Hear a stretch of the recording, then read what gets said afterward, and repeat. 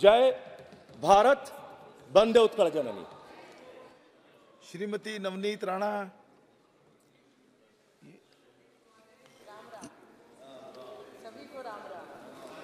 आज जय श्री राम।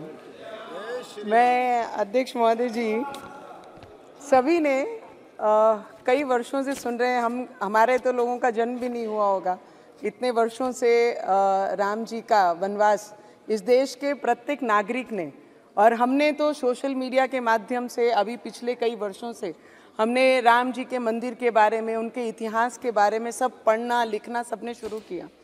कई ऑपोजिशन के लोगों ने हमेशा, मोदी जी पिछले 10 वर्षों से ये देश में एज ए प्रधानमंत्री जी काम कर रहे हैं, तो उनको हमेशा ही चिढ़ाते थे राम जी का नाम लेके कि राम भगवान के नाम से आपने अपने एजेंडा में डाला था, अब क्या हुआ, कब तारीख बताएंगे, कब राम भगवान का मंदिर बनाएंगे।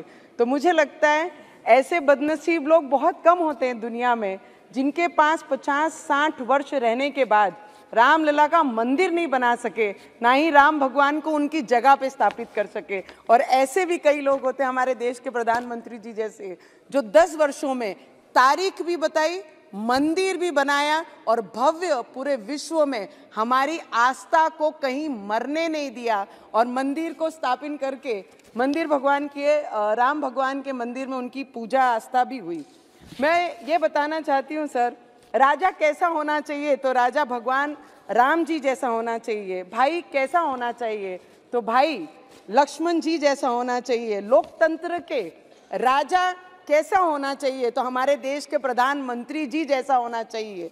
ये देश का बच्चा बच्चा कह रहा है सर, ये हमारी आवाज़ नहीं, इस देश में रहने वाला हर व्यक्ति जो भगवान में आस्था रखता है, जिनका विश्वास है राम भगवान जी के लिए, जिनकी आंखों में आस थी कि कोई ऐसा आएगा जिनके हाथ से ये होगा, और लोकतंत्र का मजबूत करने वाले भाई कैसे होने चाहिए, तो इस देश के गृह मंत्री अमित शाह जी जैसे होने चाहिए। सर, अभी मैंने एक ओवीसी जी को बोलते सुना कि पुरुषोत्तम मर्यादा राम जी के बारे में कि हम उनका आदर करते हैं, सत्कार करते हैं, सम्मान करते हैं। करना पड़ेगा, इस देश में रहना है तो जय श्री राम बोलना पड़ेगा, क्योंकि इस देश के लोगों ने पिछले कई वर्षों से राम भगवान जी के मंदिर के लिए जो आस्था लगा के बैठी थी, इनके नसीब में नहीं थी। वो जिन्होंने, राम जी ने खुद ये क्या निश्चिंत करेंगे राम भगवान के मंदिर का और राम भगवान जी के समय का, ये तो भगवान ने खुद हमारे देश के प्रधानमंत्री को चुना है कि जिनके हाथ से ये होना था और इस देश में हुआ है, पूरे विश्व ने वो देखा है। सर बहुत सुंदर है सर, 4 लाइन कहना चाहूंगी मैं कि तब राम मिले थे लक्ष्मण को सेवा में, अब राम मिले हैं राष्ट्र के सेवा करने से। तब राम मिले थे भारत को शासन करने में, अब राम मिले हैं अपने राष्ट्र धर्म निभाने में। तब राम मिले थे बजरंग बली के सीने में, अब राम मिले हैं राम के नाम जप करने में। तब राम मिले थे शबरी की झूठे बेर खिलाने में, अब राम मिले हैं भूखे को भोजन करने से। तब राम मिले थे, और आज मैं इतना ही कहना चाहूंगी सर कि तब राम मिले थे अयोध्या को मर्यादाओं में, आज अब भी राम मिले हैं भारत के पहचान में।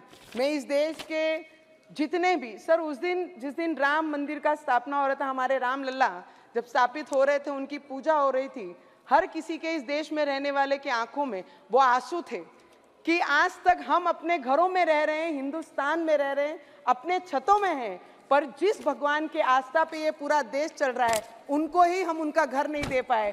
पर ये पिछले 10 वर्षों में जो चमत्कार इस देश ने किया है, आने वाले समय में वो उससे भी ज़्यादा बड़ा चमत्कार हमारे देश के प्रधानमंत्री और जिनका भी योगदान ये मंदिर के लिए है, सभी कार सेवक, सभी संत, सभी महाराज, जिन्होंने भी आस्था बांध के रखी थी।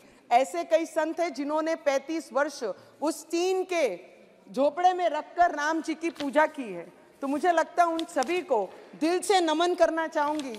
हम इतने बड़े नहीं कि उन्हें नमन भी कर पाए, क्योंकि जिनके रक्तों से वो एक एक ईंट बनी है, मुझे लगता है उनको नमन करने से उनका भुगतान नहीं होगा। पर इस पार्लियामेंट में हमारे देश के प्रधानमंत्री जी, हमारे देश के गृह मंत्री जी और जितने भी पार्लियामेंटेरियन यहाँ पर बैठे हैं, ये आज का इस टर्म का इस समय का आखिरी पार्लियामेंट स्पीच हमारा सभी का है, तो सभी हमारे आदरणीय पार्लियामेंटेरियन से, आपसे स्पीकर साहब, हमारे बिरला साहब से, हमारे मंत्री जी से, सबसे मैं आशीर्वाद लेंगे कि इस मैदान में उतरे हैं तो जय श्री राम का नारा लेके फिर वो मैदान उसी तरीके से हमारे देश के प्रधानमंत्री फतेह करेंगे। इतनी ही प्रार्थना मैं राम भगवान से करती हूँ और सभी से आशीर्वाद लेती हूँ। जय श्री राम। श्रीमती संगीता